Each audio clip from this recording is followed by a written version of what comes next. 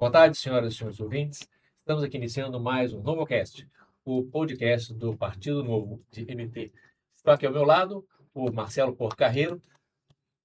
Dê o seu bom dia aos nossos ouvintes, Marcelo. Bom dia. É sempre um prazer estar aqui com esse grupo maravilhoso. E quando a gente recebe visitas assim tão importantes como o Haroldo. O Haroldo é uma das nossas esperanças, não só do partido, não, acho que do Estado. É um cara que está aqui para construir. Né, Haroldo? Sem dúvida. Eu que agradeço a vocês, ao professor Carlos, a você, Marcelo, né? Que são referências no Partido Novo e vem construindo um novo conceito de fazer política. Eu estou aqui apenas somando como soldado neste projeto, que é um projeto coletivo, e eu já estava na expectativa de estar aqui com vocês. Eu sempre gosto de fazer debates de alto nível, né? Debate com pessoas inteligentes, com pessoas que pensam, né? E para mim é sempre um prazer e sempre um aprendizado. Eu ia, na verdade, apresentar o professor Haroldo, mas todo mundo conhece ele, né? Professor da universidade, do programa Cidade Alerta, e agora pré-candidato a deputado federal pelo Partido Novo. Haroldo, conta um pouco da sua história pra gente. Olha, rapaz, o meu trajeto de vida é um trajeto bastante interessante, né? Porque eu venho lá do Quilombo, sou cuiabano de chapa e cruz, né? Pensa num guri levado. Daqui a pouquinho o João, que é meu ex-aluno, né, João? Vai soltar esse vídeo para vocês aí, uma produção da DMD, mostrando a minha história, a minha vida, né? E uma vida muito alegre, uma infância, uma adolescência maravilhosa, né? Cresci ali no Quilombo, né? Soltei pandoga, pesquei muita piraputanga com vara de bambu, linhada e pinhão na ponta, quem é cuiabano sabe o que está dizendo, né? Fui ferrado de arraia, professor, 2 vezes. Bem cretino, né? Eu gostava de pescar, entendeu? Sempre gostei, né? Então, assim, aí eu falei, cara, eu preciso sair daqui para poder estudar, para poder aprender. E, na verdade, o gosto pelo estudo, né, apareceu já na universidade, Marcelo. Já na universidade. E foi uma coisa interessante. Eu cheguei no Rio de Janeiro para estudar, aquela coisa toda, no Rio de Janeiro, universidade, sabe como é? 18 para 19 anos, né? Rapaz, eu fiquei encantado com tudo aquilo, né? Falei, aqui é beleza. E eu, né, primeira avaliação da disciplina de jornalismo, né? O professor solta a prova, né, no primeiro semestre. Eu fiz a prova, mas eu não estudei, cara. Sabe? Eu fiz assim porque eu tava só na onda, chegando, tava achando que tava no colégio, né? Depois recupera aquela coisa toda. Tem muita praia. Tem muita praia pra ver, né? Sabe? As meninas, tudo. Eu falei, cara, que legal isso aqui e tal, né? Universidade e tal, né? Cara, o professor chega em sala de aula e começa, uma semana depois, cantar as notas, Marcelo. Adriano, 9,5. Benedito, né? 8,3. Começou a cantar e eu falei, cara, eu não fui bem, cara. E tinha um cara chamado Gilson, meu amigo até hoje, né? Que sentava antes de mim, é Gilson e Haroldo, né? Aí, Gilson, 10. Falei, nossa senhora, né? Haroldo, 3,5. Falei, cara, eu tenho que estudar, né? Tenho que estudar aqui. Foi daí que eu tomei esse choque. Eu falei, cara, se eu não estudar, eu não vou. Eu comecei a estudar e comecei a aprender a estudar, né? Aí eu fiz a comunicação no Rio. Aí eu comecei uma especialização em semiótica, que é uma área específica da comunicação, que fala da linguagem corporal, aquela coisa toda. E um professor que é muito, muito conhecido lá em São Paulo, da PUC São Paulo, que é o Ivo Assaribre, ele olhou em mim um talento, falou, cara, você é um cara que eu queria levar você para o mestrado, né? E eu fui para o mestrado, né, na PUC São Paulo. Então, o mestrado eu já fui para o doutorado, né? E com o doutorado eu fui fazer a minha pesquisa, extensão, nos Estados Unidos, onde eu estudei, na Purdue University, lá em Indianápolis. Então, foi uma carreira foram praticamente 10 anos dedicados à academia, né? Diretos, né? É claro que antes de todo esse processo de crescimento intelectual, né, científico, eu dei muita aula, né, principalmente em pós-graduação, na área de gestão pública, né, para a Unic. Opa!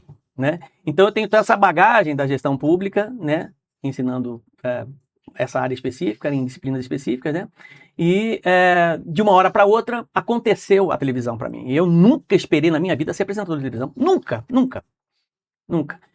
Eu estava dando um treinamento, né? Porque as disciplinas que eu dou lá, o João pode até conferir para mim, né? O João, são disciplinas técnicas, professor, né? Mídia, disciplina técnica, mexe até com matemática, né? Cálculos de audiência, aquela coisa toda. E eu dava treinamento para emissoras de televisão de audiência. Um belo dia, né? Na TV Cultura, ainda aqui em Cuiabá, o cara que tinha um programa faltou. Aí o cara falou assim, professor, você é muito comunicativo, esse programa vai entrar ao vivo, você não quer fazer? Eu falei, eu já vi o programa várias vezes, você não quer tentar fazer? Eu falei, eu tento fazer, né? Aí eu tentei e fiquei, tô até hoje. Aí azar do que faltou. Porque faltou. Aí o cara gostou e ficou comigo. Aí eu fui pro SBT, pra RedeTV, RedeTV, SBT. Aí a virada de chave foi o seguinte, isso é muito interessante. Eu estava na Rede TV, na emissora do Aldo Locatelli. Ele falou, Haroldo, eu gosto muito do programa que você está fazendo na Cultura, eu quero que você vá lá para poder fazer um programa lá nessa TV que eu comprei. Beleza, fui. Aí ele convidou Antero Paz de Barros e o Igor Tax para serem a banca desse programa. Aí eu falei, cara, vou criar um nome para esse programa. Criei o nome do programa Opinião. Né? Enfim, eu, Antero e Igor Tax. Aí, nesse programa, professor, né, eu, muito tímido, a minha formação é uma formação na área de filosofia. Eu estou muito acostumado a analisar a tese e fazer a antítese, a antitese. Eu passei fazendo isso 10 anos. Eu estudo o conteúdo e eu presto atenção no que você fala, entendeu? E vou buscar, naquilo que eu tenho armazenado de conhecimento, qual o contraponto, a análise crítica que eu posso fazer aquilo que você está falando. Nada mais justo, Claro. né? E eu comecei a fazer isso no programa. Só que eu fazia timidamente, porque ali tinha um ex-senador, Antero Paz de Barros, né? Ele sempre muito na linha da esquerda e eu sempre muito na linha da direita, né? Mas muito tímido, com medo de ofender muitas vezes. Então eu achava o contraponto mais firme, né? Até que um belo dia, eu cheguei em casa, um telespectador, seu Saad, virou e falou assim, professor, Haroldo, vou morar no meu prédio, né? Um pouquinho acima do prédio do Zé Afonso Porto Carreiro, do andar dele, né? Seu irmão. Ele falou assim, você precisa enfrentar o Antero. Você precisa enfrentar o Antero. Você é preparado, cara. Cria coragem, enfrenta ele. A gente percebe que você tá segurando pra você, né? Falei, quer saber de uma coisa? Falei, eu acho que você quer saber de uma coisa. Eu não tenho que perder, eu vou enfrentar e eu quero ver o que vai dar esse negócio, né? No dia seguinte, aconteceu uma cena interessantíssima. Uma passagem, né? Que o Antero fez um comentário sobre algo que estava no Senado, dizendo que não foi vontade política, né? Não saía o projeto porque falta de vontade política, né? E aí o Igor perguntou assim, a sua opinião, professor, né? Eu falei, olha, eu vou com todo respeito ao senador Antero Paz de Barros, gosto dele, Cristiano e tudo, né? Eu virei e falei assim, mas Antero, por que a vontade política não tem agora, se esse projeto está mais de 30 anos lá, inclusive é a época que você foi senador? Aí ele falou, aí é problema, né? Então eu fiz um contraponto muito duro. E a partir daí, eu consegui, de certa forma, a ter um pouco mais de respeito pelas pessoas, né? Com relação à minha opinião. Eu comecei a firmar o pé, sabe? Na minha opinião, nas minhas convicções, né? E aí foi... Você sabe quem que me indicou pro Cidade Alerta? O Toninho de Souza saiu para fazer campanha. Uhum. Aí o Dorleu falou assim, como eu vou fazer? Não tem ninguém para apresentar o Cidade Alerta. Você sabe quem que me indicou? Antero. Antero falou assim, põe o professor Haroldo. Falei, professor Haroldo? Quem que é esse cara? Falou assim, põe ele, cara. Ele é bom e vai. Aí eu entrei, Carlos, para fazer o Cidade Alerta.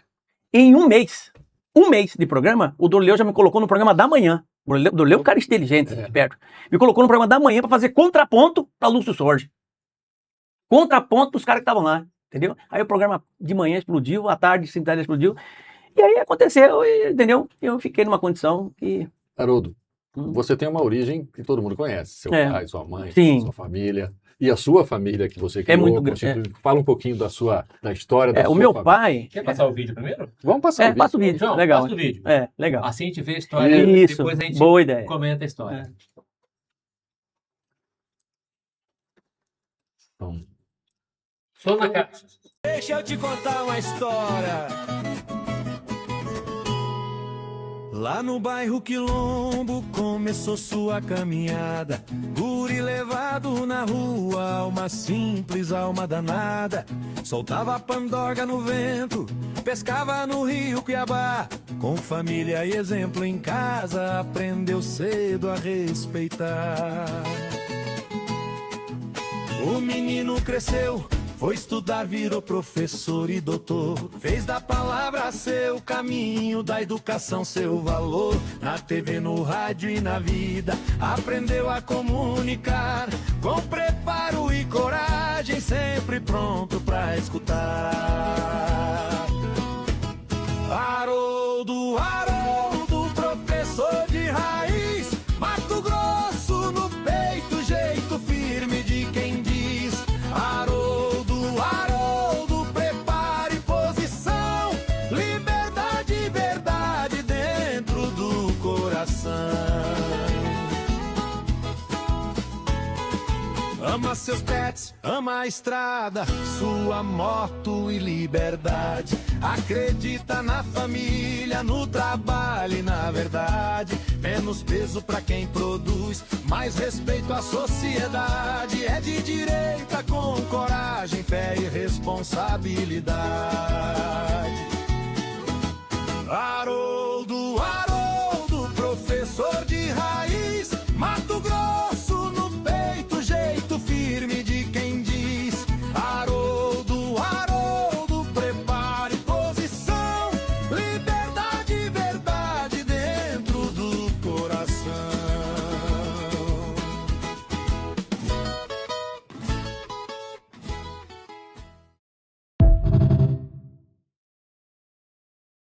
O vídeo traduz bem, né? Interpreta bem, mostra bem, em 2 minutos, né? Toda essa minha história. O meu pai foi presidente da Coab, tem um legado gigante, né? O meu pai sempre foi um visionário, né? Eu vou te explicar por quê. Se meu pai tivesse vivo hoje, né? Ele entregaria as casas populares do CPA 1, 2, 3 e 4, tudo com placa solar. Pode ter certeza, né? Quando o governador era o Frederico Campos, né? E já existia um déficit habitacional gigante, né? Ele foi ao governador, né? E o governador falou assim: não temos grana para fazer isso não, né? Tá, o governo federal não tem, tá difícil e tal. Ele mandou uma equipe prospectar, professor Marcelo, né? Dinheiro a fundo perdido em outros países e descobriu na Alemanha um recurso que poderia contribuir pelo menos com o início das obras, né? No Banco Internacional. Foi buscar esse recurso e hoje é o CPA 1, 2, 3 e 4, né? São milhares de casas que foram entregues, né? É um orgulho que nós da família temos, né? Do nosso pai nesse sentido. E um outro orgulho gigante, estive com a família Dalmolin, lá em Nova Mutum, né? Uma família gigante na região do Agro lá, e ele está com quase 80 anos, né? E ele falou: eu me lembro muito bem do seu pai. Professores, o agro, Mato Grosso não seria o que é hoje se a energia tivesse chegado lá em cima, lá em Sinop. Quem puxou o linhão até Sinop foi exatamente o meu pai, o último presidente das Centrais Elétricas de Mato Grosso. Um esforço gigante de levar energia, de interiorizar o progresso, o desenvolvimento do estado de Mato Grosso. Isso é muito importante para todos nós. Tu está puxando política pública como tema. O que hoje é prioridade aqui para o Estado, em termos de políticas públicas? Eu acho que para o desenvolvimento do Estado. Eu acho que a infraestrutura, né, e não só a infraestrutura, mas a questão habitacional é algo fundamental. Como lidar com isso? Você ter projetos que realmente possam, né, atender de forma social as pessoas que têm menos condições de adquirir um imóvel, né? Não é você dar casa de graça, é você criar condições para que elas possam ter a sua casa própria, que é algo absolutamente diferente. Sim, mas quem que vai construir? O governo do Estado? Pois é, nós tínhamos a Coab antigamente que dava uma certa autoridade para o Estado tocar os projetos nessa natureza. Hoje não tem mais Coab, faz tempo que não tem.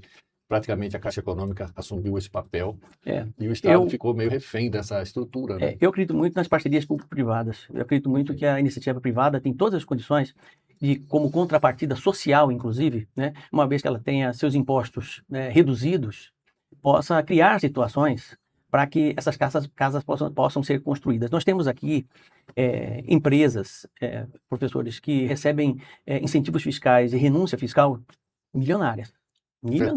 FETAB. Você tem inúmeras ferramentas para você trabalhar fortemente isso, né? E não se tem o que a gente já encontrou em outros países, quando você olha para países desenvolvidos, como Canadá, Estados Unidos, Reino Unido, Finlândia, né? As grandes empresas, elas brigam entre elas para poder adotar uma praça. Esta praça é mantida pela John Deere, né? Este parque é mantido pela Fiagran, né? Aqui no Brasil você não vê isso. Aqui no Brasil, muitas vezes, você tem o incentivo fiscal, você tem a renúncia fiscal, mas você não tem a responsabilidade social que, no meu entendimento, deveria existir. Quando o empresário vem para cá de tecelagem, que você dá condições para ele, ele vai falar assim: mas vou empregar 200 pessoas, 400 pessoas. Isso não é contrapartida social, não é só isso. O Desjardins já falava isso, claramente, que fazia um contraponto ao Friedman. É importante, mas não é fundamental. O fundamental é você transformar aquela proposta ali, né, em uma ação realmente social. Como você faz isso? Porque assim, o brasileiro, ele não tem uma cultura de trabalho social. Então, você morou nos Estados Unidos, você sabe, todo mundo lá tem uma contrapartida social, ela faça uma ação social qualquer. Eu morei uma temporada lá curta. E todo fim de semana eu ia lá trabalhar, fazia uma ação social na igreja, sei lá o quê. Mas isso não faz parte da cultura brasileira. Grandes empresários também, eles se juntam para fazer vaquinha, para fazer projetos sociais. Você não vê isso no Brasil. Como é que você muda essa Não, eu cultura? vou completar. Lá o conceito de cidadania é bem diferente do nosso. Por exemplo, você estudou numa faculdade, numa universidade americana, que é mantida pelo Estado e pelas pessoas que se formaram lá, Exato, sim. se tornaram milionários e pegam Sim. parte da sua fortuna e investem naquilo que os tornou aquilo que eles são. Uhum. Esse conceito nós não temos aqui no Brasil. Pois é, mas o conceito não precisa ser necessariamente de todos os brasileiros. Não.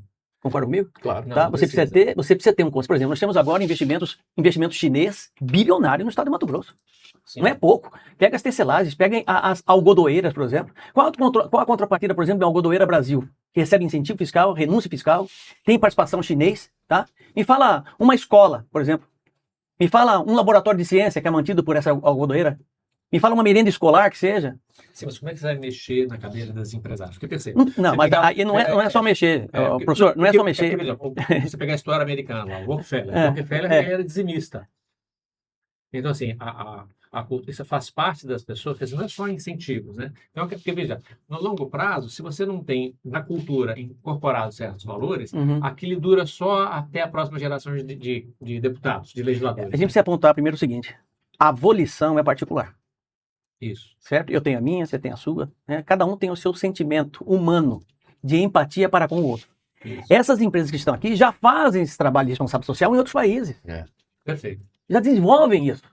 Por que lá tem que ser diferente daqui? Uma coisa que me incomodava muito de Indianápolis, né, nos lugares que eu morei em Helsinki, na Finlândia, morei em Indianápolis, por que lá funciona? Boa pergunta. Porque lá funciona e eles não fazem. Se o dinheiro, exatamente, se o dinheiro aqui muitas vezes é maior de contribuição do que de lá, Marcelo. No seu diagnóstico. Porque Simples. porque Corrupção, desvio, malandragem. Você quer mais malandragem do que você tem pelo menos 20 anos do que você teve aí de governo de esquerda, que promete.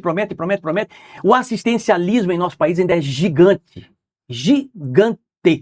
Eu sempre digo o seguinte: o problema não está no pré-candidato, no candidato a deputado federal, no candidato a deputado estadual, a governo. Não está nele, não.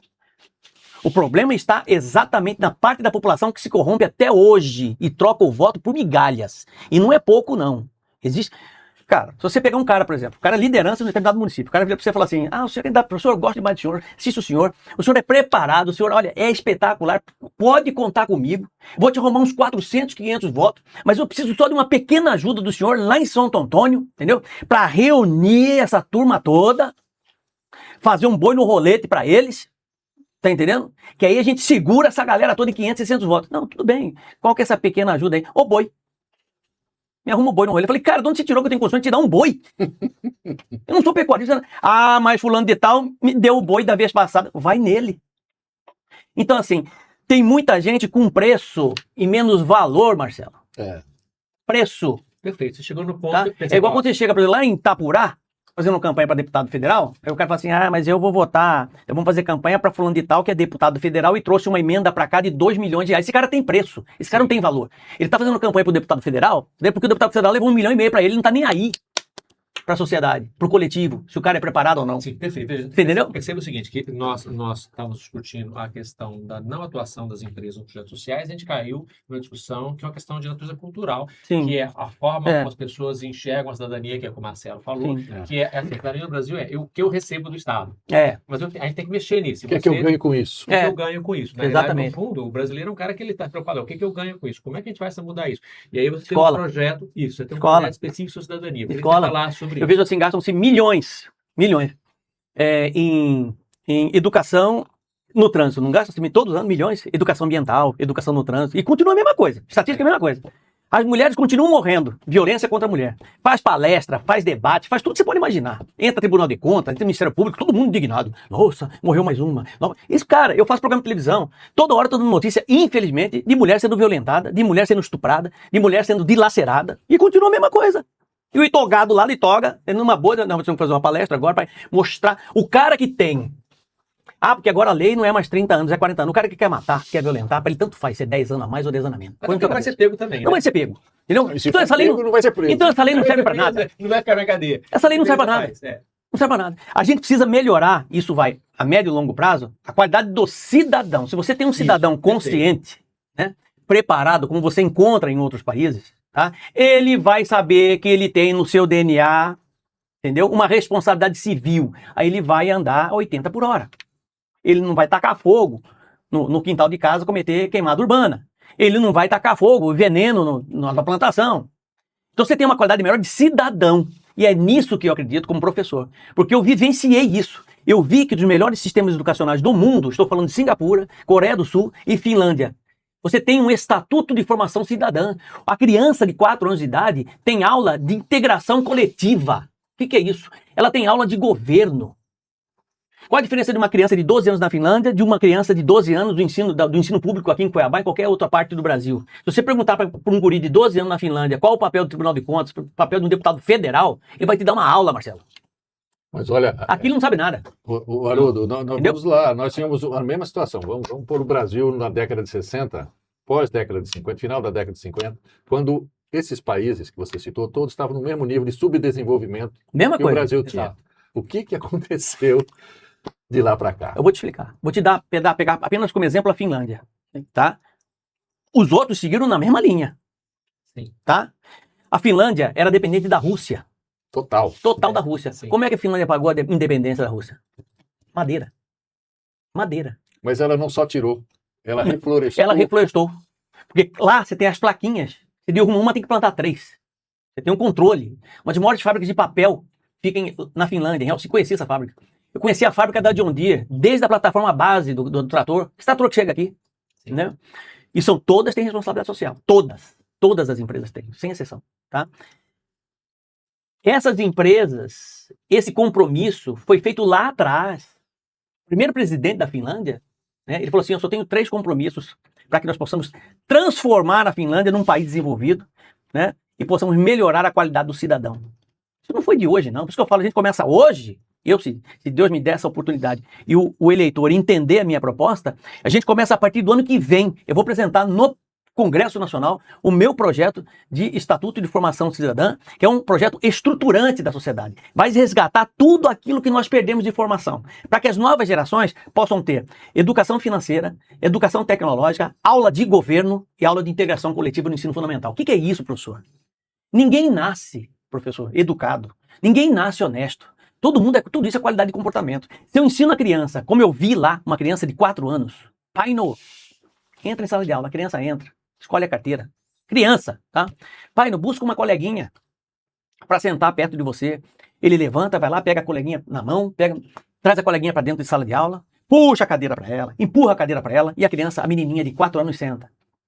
Quais as chances dessa criança ser violenta? Uma mulher, ao longo desse processo de formação? 0. Tem índice ainda de violência? Tem. Mas ainda é rescaldo daquela má forma, aquele problema inclusive de migração de outros países para a Finlândia.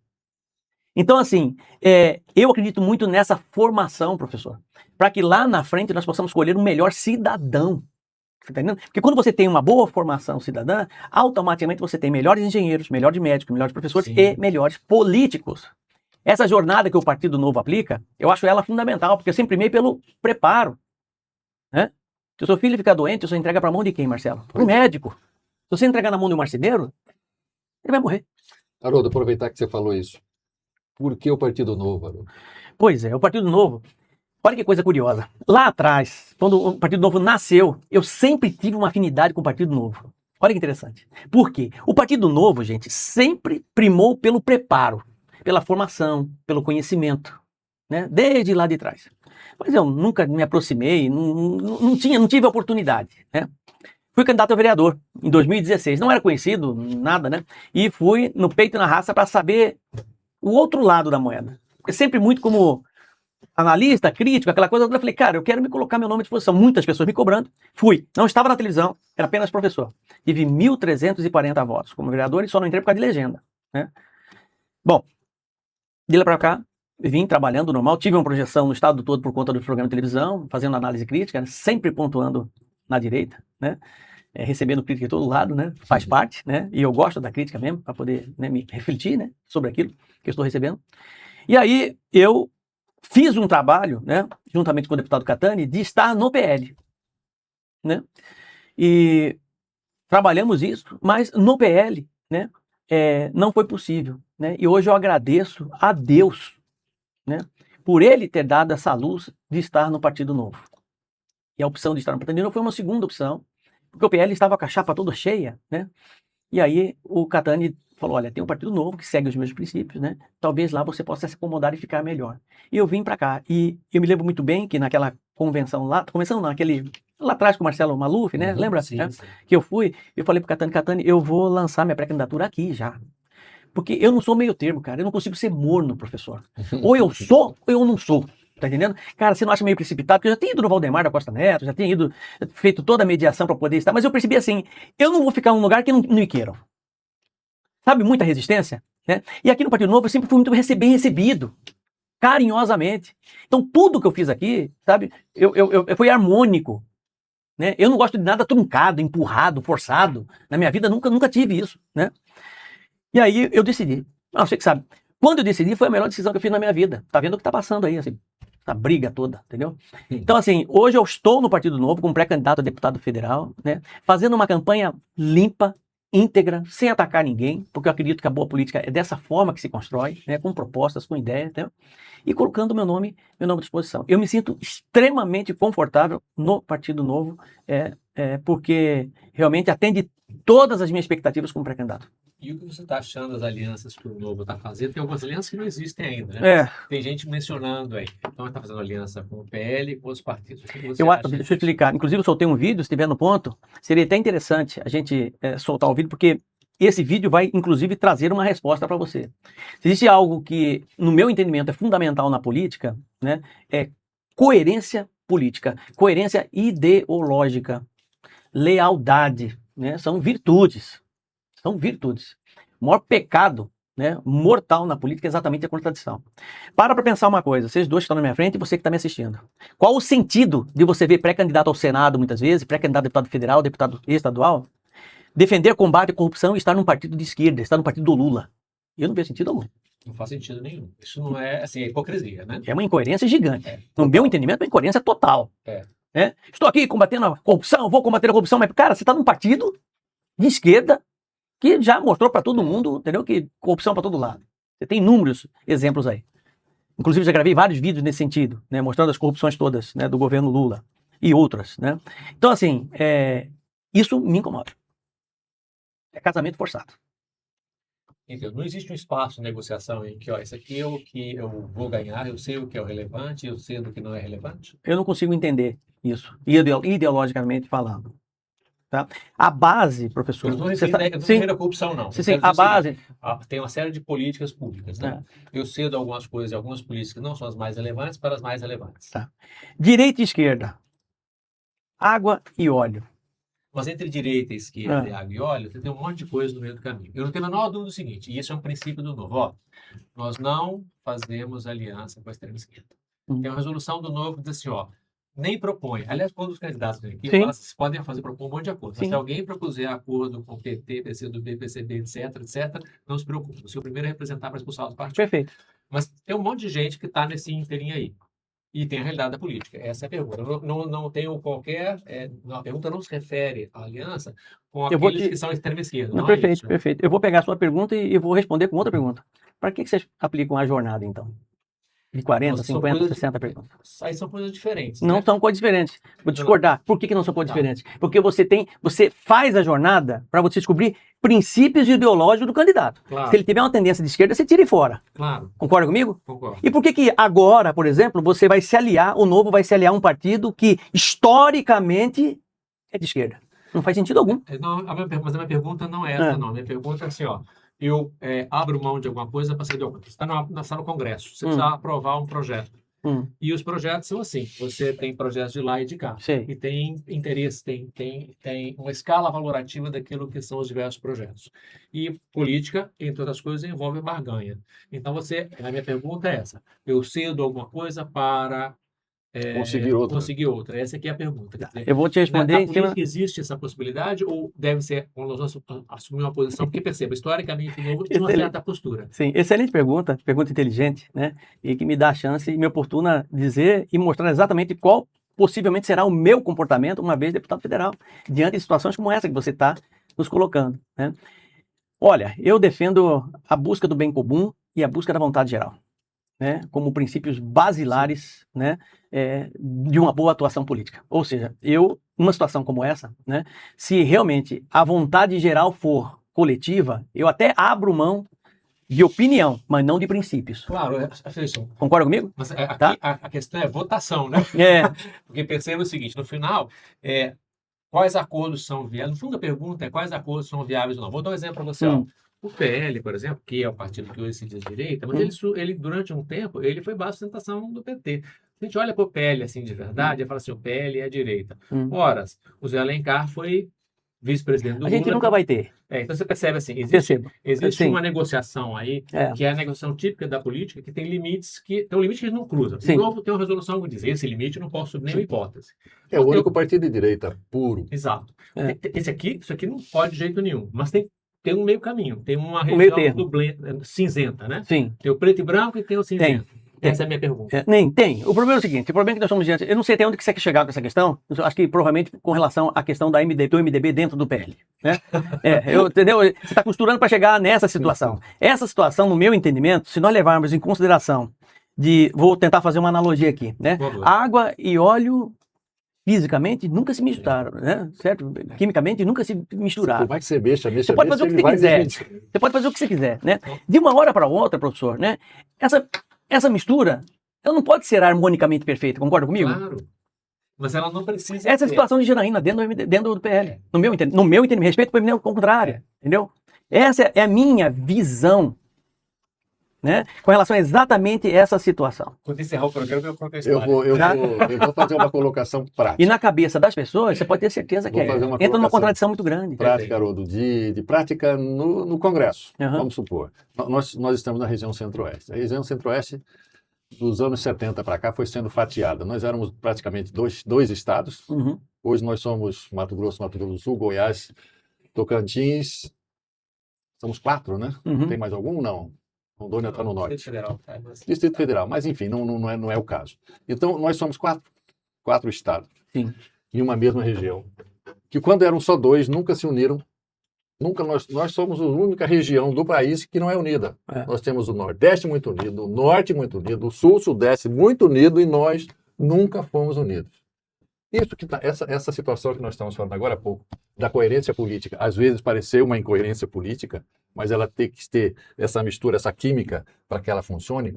Eu pergunto para você, Haroldo, uma vez deputado federal, você lutaria para que nossa região Centro-Oeste, em que pese partidária ou não, ganhou quem?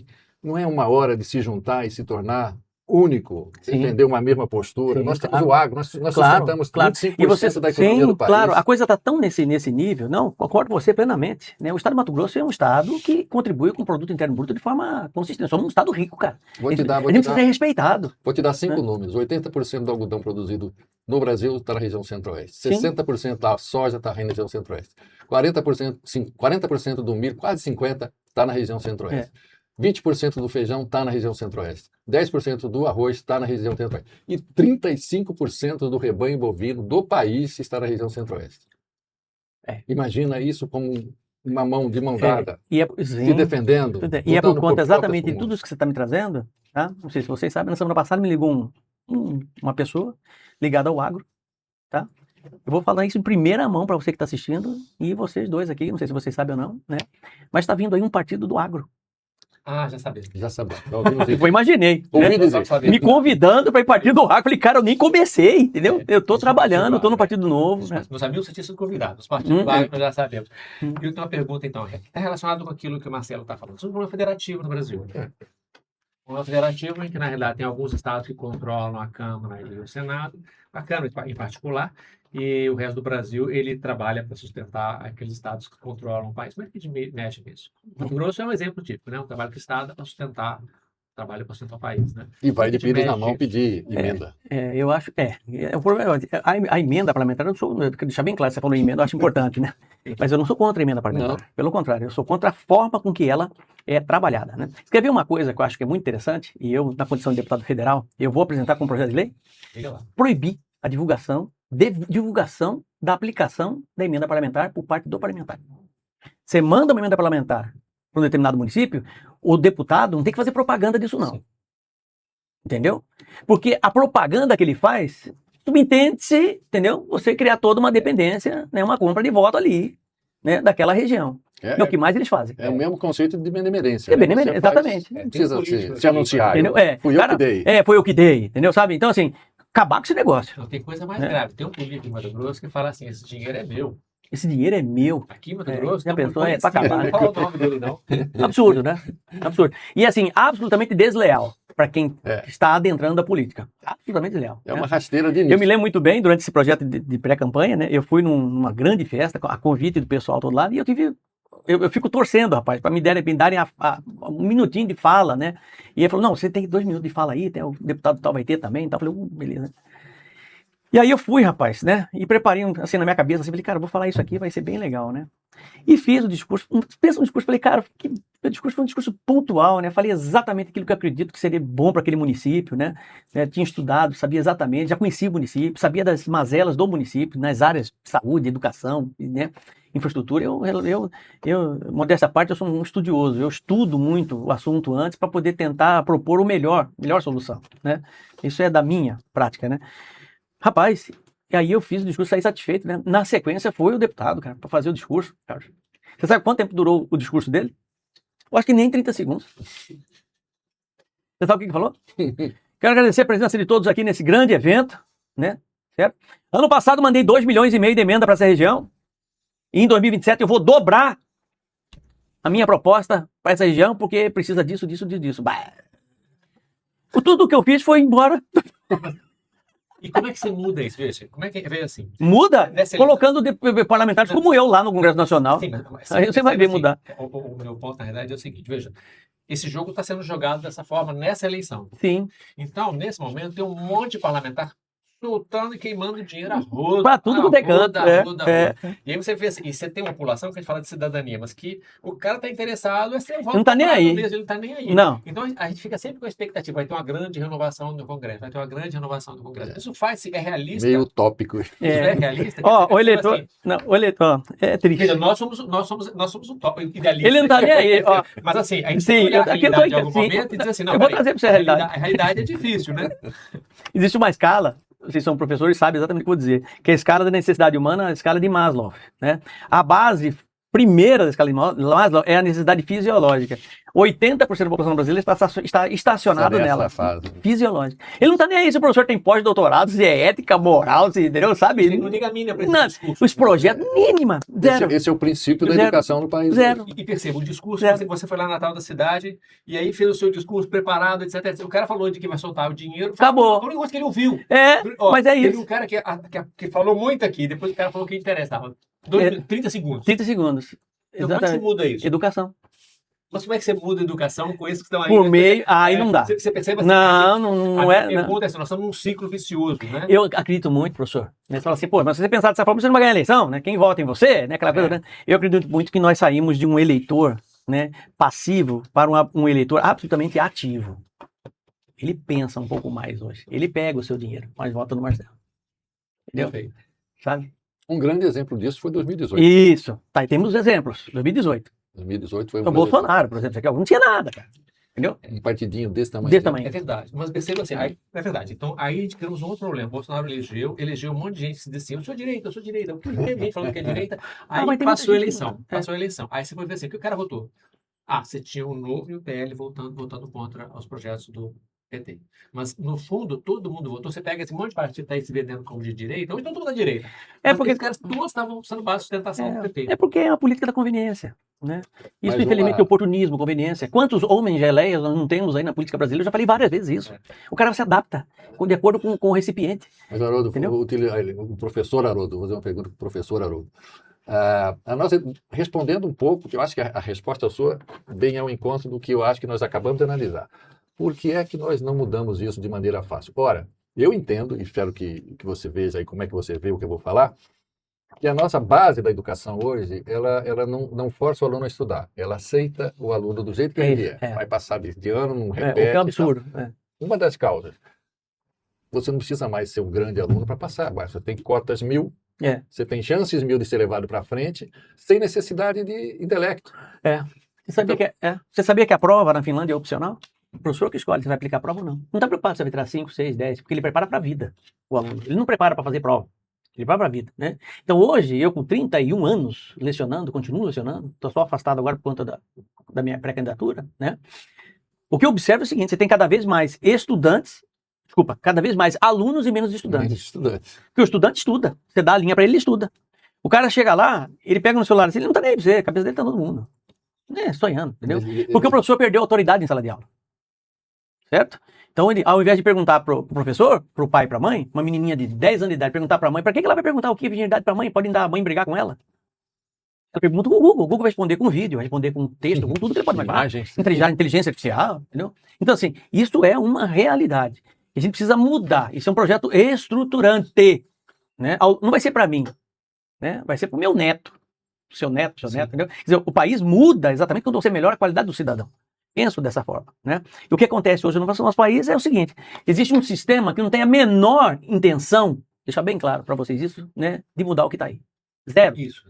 Zero. Tá? Você toma um remédio de pressão, certo? Todo dia você vai, todo mês você compra lá Bramicar, Losartana, certo? E eu vendo remédio de pressão para você. Se eu te curar, cara, não paro você mais. me quebra. Não paro Entendeu? mais em pé. Pra que eu vou te curar? Pra que os caras vão resolver o problema da água em Vargem Grande? Você pode ir lá negociar. Quem controla a necessidade, controla a opinião. Simples assim. Entendeu? Então, se você tem uma necessidade e eu controlo a sua necessidade, acabou, você tá na minha mão, chefe. Entendeu? A vida toda você vai estar na minha mão. A política do novo é contrária a isso. E é por isso que eu estou aqui. Exatamente. Eu quero dar condições para que você prospere e não seja escravo do sistema. Para que você cresça. O sistema que está aí, o que a esquerda faz é manter na pobreza. Quanto mais pobre, mais fácil controlar. Igual criar porco. Eu já falei 200 vezes isso. O presidente entendeu? fala isso. É igual criar porco. Abertamente. Sabe? E aí fala assim, mas esses caras não entendem. E você não vai virar a cabeça dele. Você não vai, porque algum benefício ele está tendo. O Bolsa Família dele, para ele é muito importante. E ele vai ficar ali naquela lavagem dele o resto da vida. Ele não está pensando em crescer. Tá entendendo? E o que o Partido Novo faz é o seguinte, é dar condições para que o cara pense em produzir, em crescer, em sair do Bolsa Família. Tem cabimento, rapaz, você ter 53 milhões de pessoas recebendo Bolsa Família nesse país? Isso é uma vergonha, um absurdo. Você ter, cara, um país, desculpa minha indignação, um país que você tem que dar vale gás pro cara, o cara não tem condição de comprar um gás, entendeu? Você vem falar que isso é um país que tem política pública que pensa no crescimento e desenvolvimento do país, conversa fiada. Ele quer manter você na pobreza, ele quer te dar o vale gás, vale pão, vale porco, vale galinha, pra você ficar a vida toda ali pra votar nele. E eu sou contra esse tipo de coisa. Eu sou a favor da instrução, de dar condições do cara refletir, ver a televisão e falar assim, epa, peraí, não é assim não, chefe. Porque eu, quando vou pra televisão, que eu falo, por exemplo, a Singapura tem o melhor sistema educacional do mundo, o cara fala assim, peraí, Singapura, melhor sistema funcional. Verdade. Vamos lá, continua aí, professor. Não? Deixa eu perguntar um negócio para você. Você falou de inteligência artificial, falou do uso disso aí que tem causado alguns Mil e danos uma às pessoas, utilidades. né? Mil utilidades, causado um certo dano à questão de respeito aos professores, aos pais, de uma forma generalizada. E, assim, na verdade, viu um turbilhão de mudanças, de alterações, Muito rápido. O mundo está mudando muito rapidamente em relação a esse tipo de coisa. E a gente não consegue utilizar isso de alguma forma? Como é que você vê esse futuro com isso aí? Como é que a gente usa isso de alguma forma para resolver esse problema educacional que nós temos? Que é o problema que você entende como central e que nós também entendemos como central. Dentro do braço do Estatuto de Formação Cidadã está a educação tecnológica. Se você pegar quantas horas um aluno do ensino fundamental tem o celular na mão no ensino integral na Finlândia, você vai ver que horas é pequenininho, porque ele vai estar maior tempo em laboratório de ciência, né, e tendo artes cênicas do que necessariamente estar no celular. E quando ele está no celular, ele não é controlado no celular, sabe? Né? Ele tem acesso à informação, à multiplicação da informação. Ele tem acesso no celular para pesquisa. No Brasil foi dada a tecnologia, né, para uma criança de 6, 7 anos de idade, sabe para quê? Para acalmar ela. Cadê o Tiago? Tá lá no celular. Deixa ele quieto lá que ele tá quieto. Essa criança terá inúmeros problemas porque ela não está vivendo a infância dela. Ela não está tendo a interação social necessária na infância dela. Isso é um problemaço. Com a educação tecnológica, a gente não vai tirar a tecnologia, pelo contrário. Né? A gente vai continuar deixando as crianças utilizar a tecnologia, inclusive com inteligência artificial, mas como um braço de pesquisa e de inteligência corroborativa. E é assim que na Finlândia funciona. Quando o professor dá um tema, né? Olha, pesquisem sobre semiótica aplicada na música as 4 estações de Vivaldi, certo? Criança, peraí. Vivaldi. Quem foi Vivaldi? Ela vai estudar, ela vai se aprofundar, ela vai crescer. Um trabalho na Finlândia, todos os trabalhos são apresentados oralmente. Não existe trabalho entregue no papel, assim, sabe? Muito pouco professor pede isso, né? Por quê? Porque a pesquisa ela tem que ser assimilada na cabeça da criança. E o desenvolvimento da comunicação. Da comunicação, né? Eles colocam, desde o ensino fundamental, você fala assim, poxa, professor, você entra num ônibus na Finlândia, é igual aqui, não tem diferença, cara, entendeu? Sabe? A vaga tá lá, cadeira para deficiente, para pessoas com necessidades especiais, cadeira para idoso e cadeira com síndrome de Down, né? Pessoa com síndrome de Down. Tá lá, marcado. Ninguém senta. Por quê? No ensino fundamental, eles têm aula de integração coletiva, eles simulam, vamos passear de ônibus, eles simulam as cadeirinhas assim, professor, tá? E colocam na cadeirinha aqui atrás da cadeirinha, Down, síndrome de Down, entendeu? Idoso, tá? Aí, vamos entra no ônibus, a criança vê a plaquinha e já não senta. Isso é treinado com 4 anos de idade. Eles aprendem. É conscientizado. Conscientizado. Eles aprendem, ó, desculpa, com licença, obrigado. Eles treinam isso, é uma coisa impressionante. E teve uma passagem que assim, espetacular. Espetacular. Na hora do recreio, eles fazem fila para sair, para entrar, né? Tudo organizadinho. Disciplina e respeito. Aí, a professora fala assim, professor, presta atenção.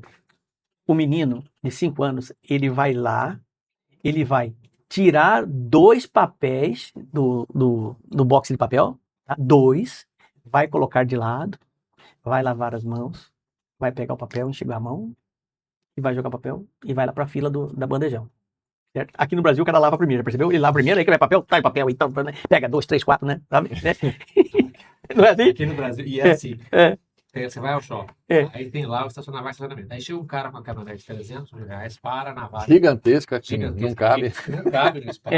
Ele para na vaga, Isso. deficiente, aí ele... A minha esposa fica furiosa, fala, não, minha esposa, não fique irritada, é deficiente mental. É bem isso. E tem sempre um jeitinho, tá? Uma respostinha, não, é rapidinho, eu já vou, volto. Não, sempre tem uma desculpinha, né? Sempre tem. Aí a criança faz isso, né? E sai e faz a fila. Quer dizer, então na cabeça dele, ele vai estar o tempo todo. Eles têm aula de marcenaria elétrica. Isso. Fala assim, eu queria contratar um eletricista. Não tem. Você não contrata um eletricista.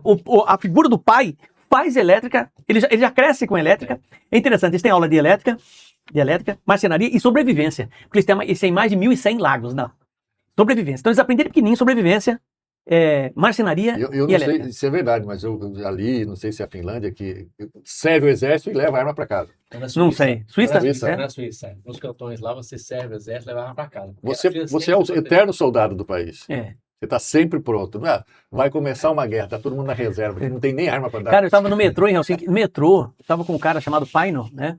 Aí ele falou assim, professor da Universidade de Joensuu, né? Aí ele falou assim, professor, aqui na Finlândia as pessoas são tão honestas, né? Que se você derrubar uma nota de 20 euros, né? Aqui onde nós estamos, né? A pessoa, você não vai dar 3 passos.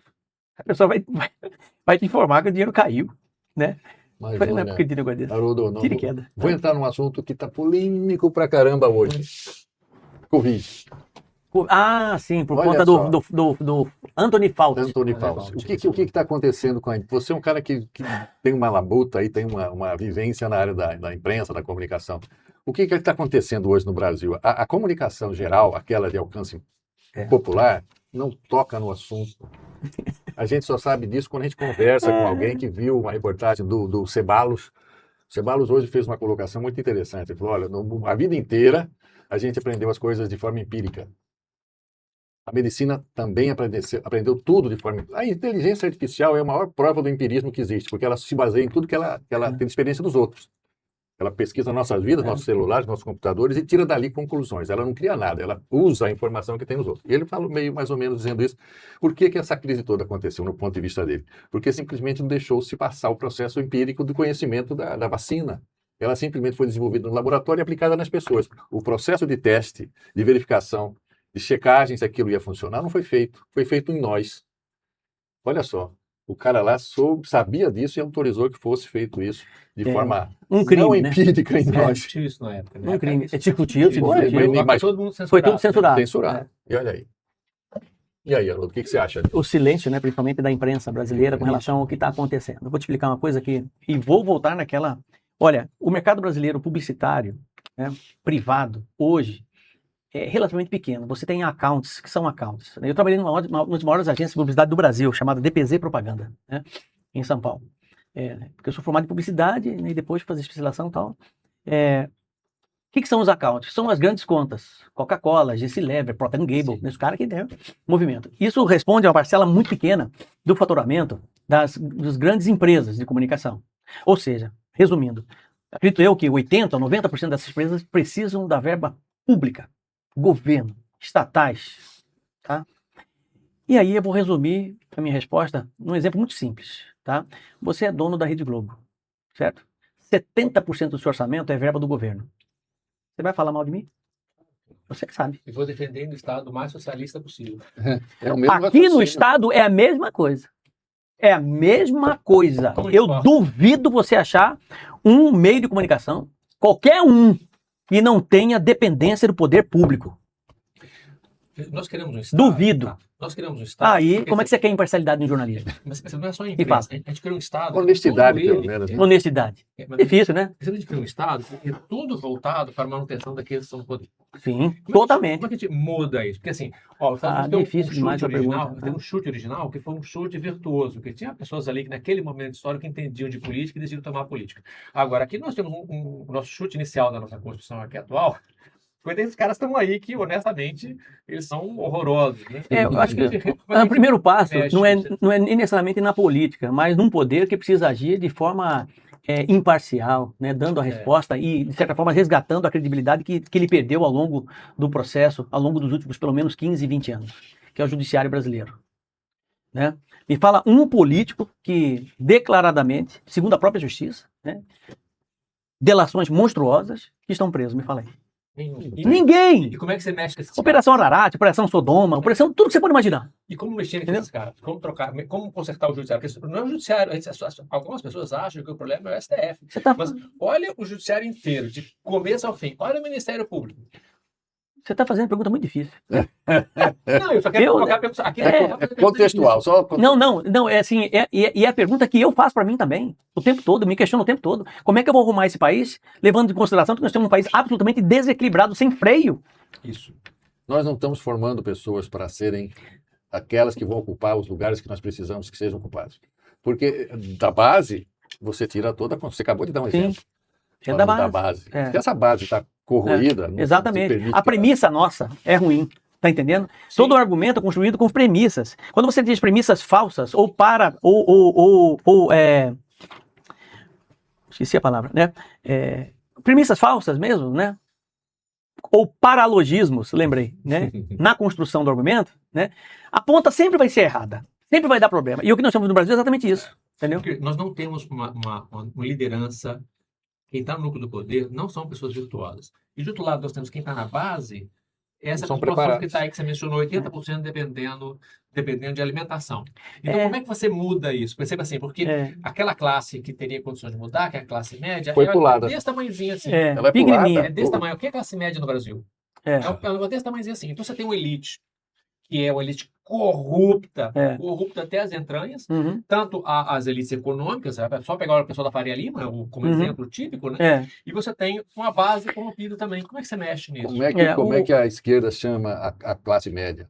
A burguesia. É. Então, o que esse governo faz? Ele trata a base de manutenção dessa base. Isso, da grande massa. Manutenção e investe na classe Isso, alta. Então, é isso aí. É. Ele não Aí quer você que mantém o sistema. Isso. Né? Você acaba mantendo o sistema. Mas esse é o jogo que você está entrando. Perceba assim. Sim, O eu tenho grande consciência desafio disso. que nós estamos aqui debatendo aqui é como é que a gente mexe nesse jogo que está aí, que é extremamente desfavorável, em que você... Qual a liderança virtuosa para A gente mexer precisa- isso, né? A gente precisa entender que para os poderes, né? Para quem está no sistema e nos poderes, tudo funciona. Para quem Sim. está na justiça, a justiça é perfeita do Brasil.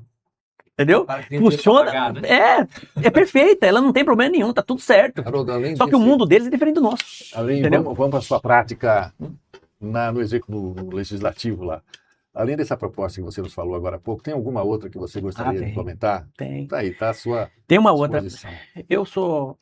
Acho que essa inclusive vai ser até mais popular, né? esse Estatuto de Formação Cidadã é algo que eu quero deixar aí. Eu não vou estar mais aqui, a hora que ele, de certa forma, uma vez aprovado no Congresso Nacional, vou lutar por isso, ser colocado em prática. Eu tenho certeza que vai mudar, né, o país ao longo dos próximos 30, 40 anos. Né? Mas tem algo que é iminente, está aí, precisa ser feito. Né? Eu sou um amante dos animais desde criança. Tem foto minha com... Eu chego em qualquer casa que eu vou, se tem pet, o pet vem colar do meu lado. O caramelo. Né? Essa semana foi aniversário do caramelo.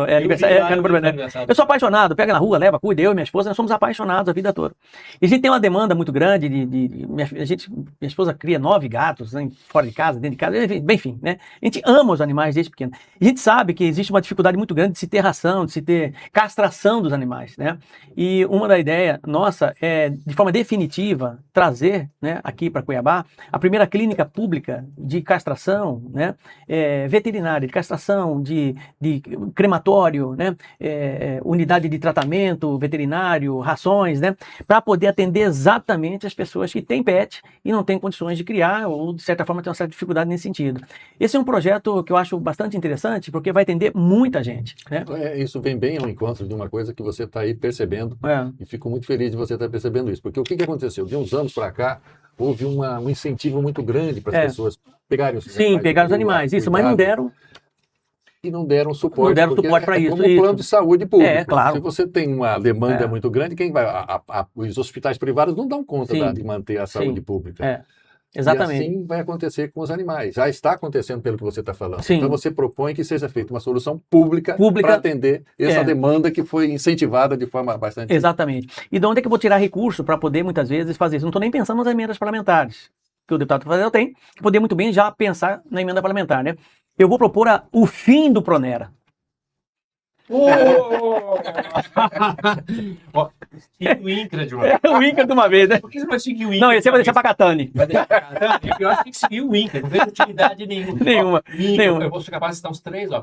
FUNASA, INCRA. Cara, tem tanta coisa pra ser extinta, né? Mas vamos lá. O recurso do Pronera, né, que hoje, no meu entendimento, é para pura militância. Né? Eu não acredito em educação especializada para grupos específicos, né? Sabe? Porque do MST. Né? A educação ela tem que ser universalizada, né, para que todos tenham acesso a uma educação de qualidade, né, e, consequentemente, dê condições para que as pessoas possam ser prósperas. Né? Isso está dentro do meu Estatuto de Formação Cidadã, está lá, né, como projeto. Né? Então, eu vou acabar com o Pronera. Um recurso do Pronera não é um recurso pequeno, são milhões de reais que podem ser aplicados em outras ações, né?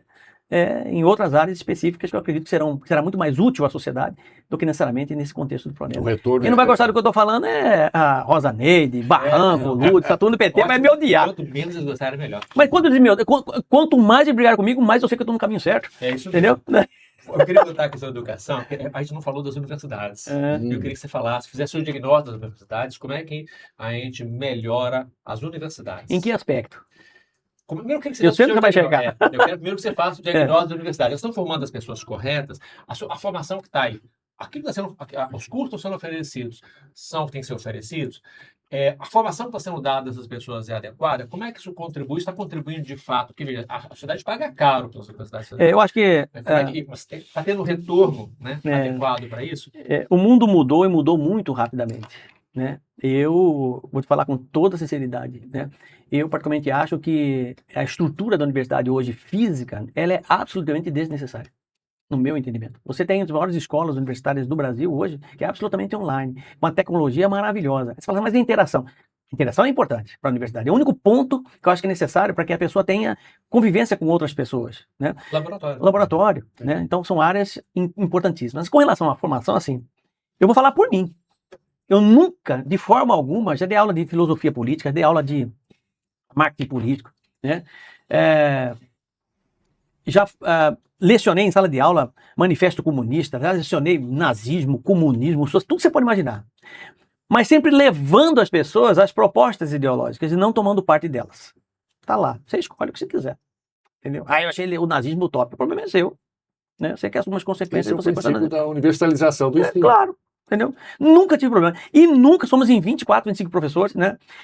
Acredito eu que dos 25 professores, 23 de esquerda, né? Ideologicamente de esquerda, uns até radicais de esquerda, né? Aqueles Che Guevara, aquela coisa, sabe, né? Aquela coisa toda, né? Sabe? E 2 de direita, né? Eu nunca tive problema com a universidade. Nunca tive problema. Eu entro, dou minha aula, ensino. Eu acho que sou uma pessoa bastante querida, porque os alunos, minhas salas são sempre muito lotadas. Muito lotadas. Vem gente de arquitetura, para você ter uma ideia, assistir aula comigo sobre semiótica, conceito de belo, conceito de estética, entendeu? Dei palestras lá para o Zé Afonso na arquitetura, né? Porque é a área do Schopenhauer que trata a estética. Aí eu dou uma palestra sobre isso, né? Que é o conceito de belo, né? Então eu nunca tive problema, né? Mas eu acho que a universidade parou no tempo. O aluno pensa uma coisa, né? O aluno é de uma geração, o professor que está ali, que pode ter mestrado, doutorados, ele não acompanhou muitas vezes essa evolução, tá? Porque a tecnologia, um é nativo digital e o outro é imigrante digital. São duas coisas absolutamente diferentes. Eu estou aqui, né? O João que está aqui operando, ele é um nativo digital. Quando ele nasceu, a tecnologia já estava aqui. Eu não, cara. Eu passei, quando ela chegou, eu já estava aqui, entendeu? Então, assim, lidar com inteligência artificial hoje, o João tem muito mais habilidade do que eu. Tá entendendo? Porque a tecnologia para ele é uma extensão dele, né? Muito diferente de mim. Tá entendendo? Essa evolução e esse confronto geracional dentro da sala de aula acontece toda hora. Toda hora. O professor de aula de fotografia, qual o sentido de um professor de aula de fotografia num curso de comunicação? Me fala. Se o professor tá com uma câmera, tá? Dos anos 80, câmera dos anos 80, e o aluno tá com um iPhone 20 e lá vai pedrada. Com qualidade de não sei quantos pixels de filmagem. Você tá entendendo? Então são coisas que mudaram. Mudaram. É igual o Código Penal brasileiro, tem 80 anos. 80 anos! E os caras não querem debater cláusulas pétreas, cara, entendeu? De prisão de prisão perpétua, de pena de morte. Os caras não querem debater, não querem nem pautar no Congresso. Tem que pautar, chega. Mas, como é que você lida com essas mudanças que estão acontecendo na área tecnológica? Tem uma revolução na área tecnológica, não só na área tecnológica. Qual o modelo de universidade? Ou seja, como é que tem que lidar com a universidade, com esse desafio que a gente tem você hoje? Mantém. Em que você tem um monte de professores obsoletos. Que é isso, não é? Que tem dificuldade de lidar com as questões que são tratadas hoje. A nossa universidade tecnológica. O professor não acompanhou isso, viu? Boa parte dos professores não acompanharam isso. Se você prestar atenção, quando eu me formei, a universidade já tratava de coisas que tinha 50 anos antes. Então, assim, como é que a gente vai formar pessoas para acompanhar a tecnologia quando o professor está atrasado 30, 40, 50 anos? Como é que a gente lida? Tem que trazer essa troca. Será que esse é o modelo de universidade? Ótima pergunta. Você tem que trazer essa troca, né, para dentro de sala de aula. Você tem que dar condições dentro de sala de aula para que a tecnologia esteja presente ali. Vou dar um exemplo para vocês de prático. Minha turma de engenharia foi a última turma que fez cálculo numérico e gráfico com regra de cálculo. A turma seguinte já usou aquele computadorzão cheio de planilha com furo, tal. Quando eu saí da faculdade, a gente já estava calculando na máquina de calcular manual. Olha só, isso foram 3 anos. Imagina de lá para cá o que aconteceu. Não, eu entendo perfeitamente isso, mas eu acho que essa troca fica perdida. O professor fica perdido. Essa troca tem que existir em sala de aula, mas a tecnologia tem que estar presente lá em sala de aula. Sabe? Isso não se tem hoje na universidade. Não. Você não tem isso hoje. Por exemplo, eu que dou aula de mídia, por exemplo, né? Hoje eu ensino cálculo de mídia, cálculo de audiência, né? GRP, custo por mil, tá? É um cálculo que você faz. Eu ensino matematicamente, tá? E eu falo pro cara o seguinte, olha, quando você chegar na agência de publicidade, você vai apertar esse botão, ele vai te dar essa planilha. Aí você vai apertar esse, ele vai te dar o resultado. Ele leva um semestre aprendendo a matemática, que em 2 botões, ele dentro da agência, ele resolve. Essa tecnologia que está na agência de publicidade, né, tem que estar na sala de aula. Entendeu? Não está. Sim, nem todo mundo. A gente tinha o mesmo, assim, eu fiz curso de engenharia. Tinha o mesmo dilema, né? Uma coisa é você aprender como é que você faz certas coisas. Mas no mundo real, na realidade, pouquíssimas pessoas usam aquilo. Sim. Será que faz sentido esse negócio? Quer dizer, não seria a gente tinha que deslocar o ensino para as coisas mais do dia a dia, mais práticas, e é o seguinte, colocar, ter caras de fato fazendo pesquisa, em vez de gastar um esforço imenso com a pretensão de todo mundo aprender tudo. Não, esse é o raciocínio do sistema educacional de países como a Finlândia, Singapura, Coreia do Sul. Esse raciocínio seu é lógico, né? Aquela velha pergunta, né? Cara, para que eu estudei tabela periódica? Eu decorei essa porra todo o tempo todo, cara, e nunca utilizei na minha vida. Que tal o número imaginário? Eu estudei no ensino médio, número imaginário. Para que o cara no ensino médio sabe o número imaginário? Mas era um exercício mental. É um exercício mental, mas você precisa priorizar realmente aquilo que a criança no ensino fundamental tem talento e não habilidade. São duas coisas absolutamente diferentes. Sim, né? Essa tratativa, essa observação, né, é feita no ensino fundamental nesses países. Então ele observa, por exemplo, que isso é muito interessante, né?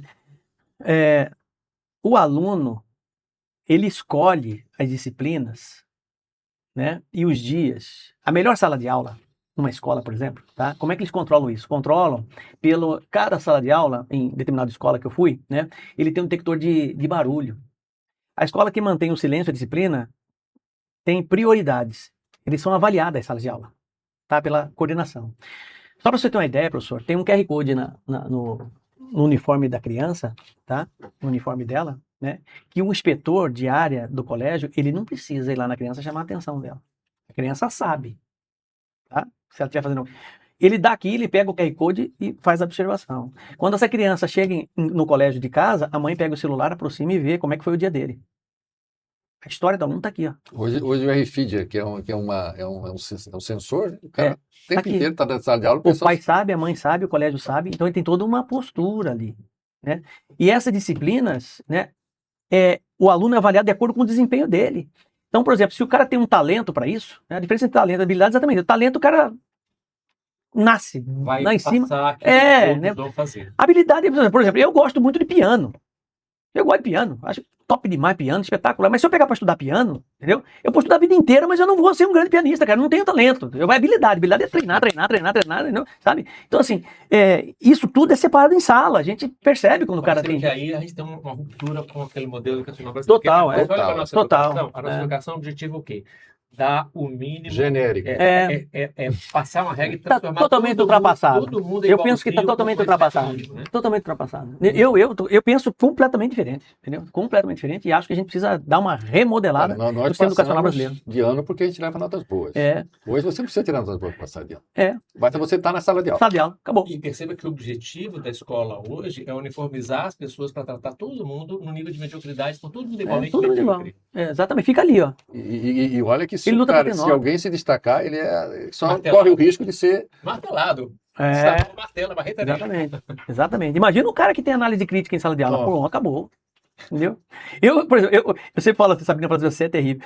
Eu não concordo, eu não fico satisfeito com gente que concorda comigo. Não, professor, beleza, é isso mesmo, opinião, é isso mesmo, penso do mesmo jeito. Pra mim, me deixa num estado muito confortável. Entendeu? Né? Agora, o cara que faz uma crítica, e a crítica é pontual, e faz com um argumento consistente, falo, cara, esse cara me fez refletir, esse cara me fez crescer, entendendo? E o meu anseio é exatamente esse, é estar em Brasília, né, e fazer um debate de altíssimo nível. Um dos motivos pelos quais me levou a estar na condição de ser candidato a deputado, pré-candidato a deputado federal foi exatamente esse, professor. Eu já contei. Não sei se você sabe, Marcelo, acho que o professor já sabe. Eu estava em Brasília. Um debate importantíssimo sobre o moratória da soja, moratória da carne, moratória da soja, moratória da carne. Bancada federal nossa lá todinha. Eu falei, eu já sabia, né? Estudado, né? Eu fiquei esperando, né? Um deputado do pessoal lá moendo, cara, né? Eu falei, rapaz, mas ninguém vai lá para poder debater, fazer o contraponto, né? Eu fiquei incomodado, eu fico incomodado, né? Fico incomodado, né? O cara tá na posição, cara, o cara é deputado federal, o cara é eleito, cara, entendeu? Né? Tá ali. Aí você vai na cantina, o cara tomando café, conversando com o outro fazendo live. Falei, Sabrina, você é candidato a deputado federal.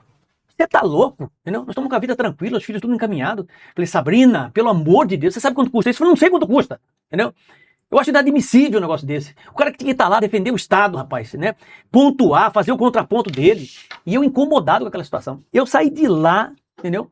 Com isso na minha cabeça, Marcelo. Ah, mas e se não ganhar, não tem problema nenhum. Eu vou andar de moto, vou passear, vou fazer minha vida, entendeu? Tá tudo certo, né? Não tem problema nenhum. Eu acho que todo brasileiro que teve essa oportunidade que você teve, que eu tive, com certeza Carlos teve, de ir no Congresso Nacional, na Câmara ou no Senado, e ver as pessoas, um camarada lá no púlpito falando, e o povo aqui todo de conversa. Nem aí! Isso quando tem gente na E eu fiquei decepcionado. Eu já tive essa decepção. Um cara chegou lá, rapaz, ele chegou, botou o celular assim, pegou a imagem de fundo, ele botou o celular assim, um deputado conhecido, aí não vou falar o nome porque vai dar até problema, entendeu? Ele falou assim, porque só quer tal, gritando.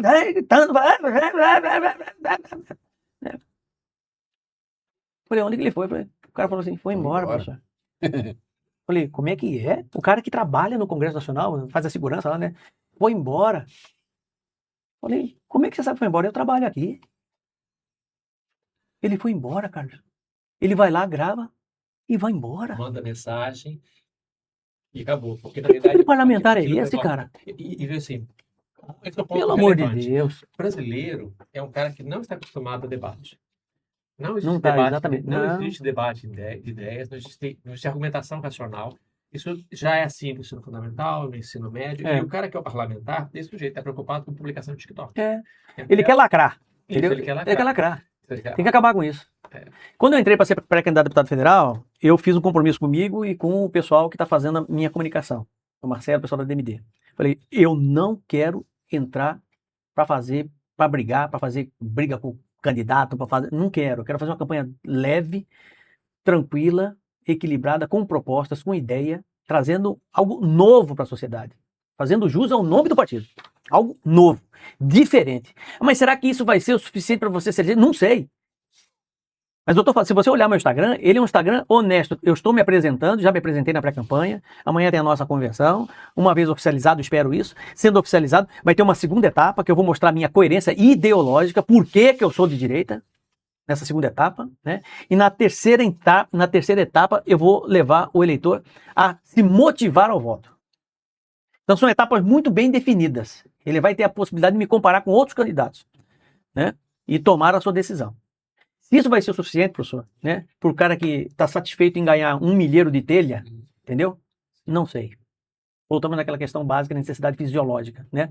Mas eu tenho a minha consciência tranquila que eu fiz uma boa campanha, uma campanha honesta, íntegra, num partido excepcional, que eu me sinto muito bem, e que, se for da vontade de Deus e da população, eu serei um deputado federal, o primeiro deputado federal do Partido Novo. E o nosso partido vai crescer muito no Estado, sempre com os mesmos princípios, com os mesmos valores. Pelo menos essa é a minha intenção. Você acabou de descrever a base do eleitorado de esquerda, é fisiológico. Isso. E a base do eleitorado de direita é consciente. É. Nós precisamos aumentar essa consciência. Exatamente. Essa é a minha missão. Não quero converter ninguém. Eu só quero que compare, que pense, né? Porque o cara fala assim, professor, lá no meu bairro está faltando... Eu sou professor apresentador de televisão, cara, eu recebo 400, 500 mensagens, reclamação toda hora. Toda hora. Porque no meu bairro está tendo isso. Porque no meu bairro, no postinho, não tem remédio e tal. Eu falo, escuta, você votou em quem, meu vereador? Vai atrás dele. Sou apresentador de televisão. Mas eu não tenho nem coragem de cobrar, professor, porque nós fizemos uma reunião lá, ele pagou as festas, pegou tudo, não sei o que e tal. Pois é. Quando você vende o seu voto, você não tem moral para cobrar ninguém. Moral. Entendendo? Então, assim, eu estou apostando no eleitor inteligente, consciente, né? Lá com a Dona Maria, lá do Três Barras, que falou assim, professor, o cara já veio aqui, já queria me pagar para colocar a placa aqui, botar o adesivo dele, peguei dinheiro dele, mas votar no senhor. É isso aí. É isso. Essa que é a propaganda que a gente tem que fazer. Isso, é isso. A verdade entendeu? é que eles vão comprar mesmo. Vai comprar e não é fácil não. E vão comprar, e vem com força, cara, pode ter certeza.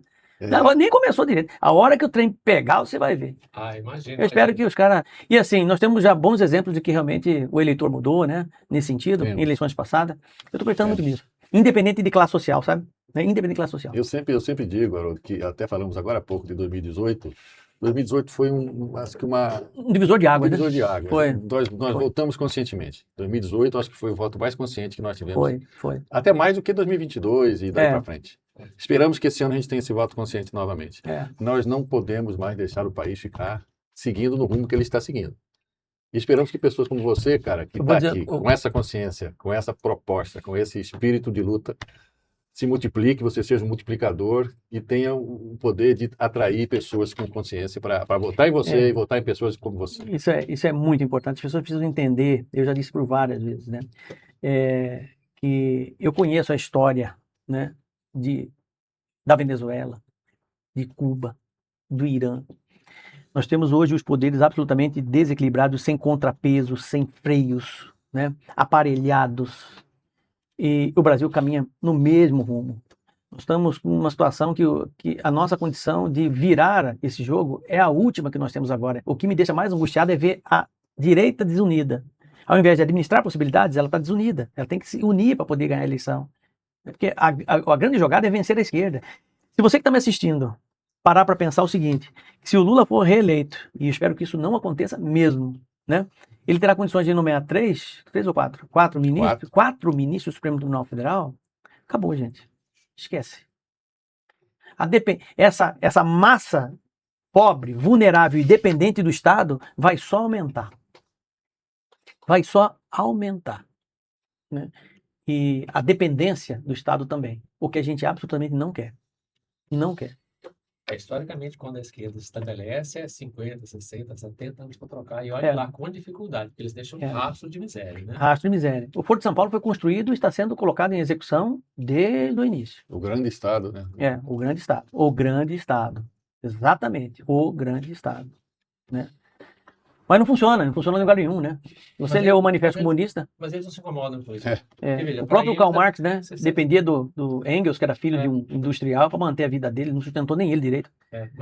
Aí ele constrói o Manifesto Comunista como se fosse a solução de tudo. Ele mesmo, péssimo, entendeu? Administrador. Horroroso. Foi. Típico esquerdista. Esquerdista. É verdade, a gente tem que pegar e começar a enfrentar a verdade. É o modelo padrão. Era hipócrita. Exatamente. O cara que falava o direito de pagar para a própria empregada doméstica. Tem um filho que a empregada falou que o filho era eu acho, porra, vai entender um negócio desse. A gente tem que revelar como é que é a natureza do pessoal de esquerda, que as pessoas compreendam a diferença entre o discurso e aquilo que eles fazem. As pessoas dizem, não, mas tem que separar o discurso e ouvir o discurso. Não, o discurso é péssimo. É compreender quão falso é o discurso. Quão falso é o discurso. Quão falso. Exatamente. Né? Então, assim, de vez em quando eu pego uns caras no visigodo pela frente aí, querendo debater, sabe? Direita, esquerda. Aí eu viro para ele e falo assim, escuta, você já leu pelo menos o Manifesto Comunista para você começar a debater? Não, então vai ler primeiro, você termina de ler, aí você vem conversar comigo, pra você ter um certo embasamento, senão você vai ficar no gosto, não gosto, sabe? Não é isso. A democracia, ela se perfaz, você tem que ter matéria-prima para você debater determinados temas, né? Aí o cara vai pra rede social, o cara fala, professor não vai responder, e eu vou perder tempo com um mal educado desse? O cara é mal educado. Entendeu? Não falta só matéria-prima, falta, assim, capacidade argumentativa. Sim. O cara não sabe sequer o seguinte, olha, vamos apresentar um argumento válido?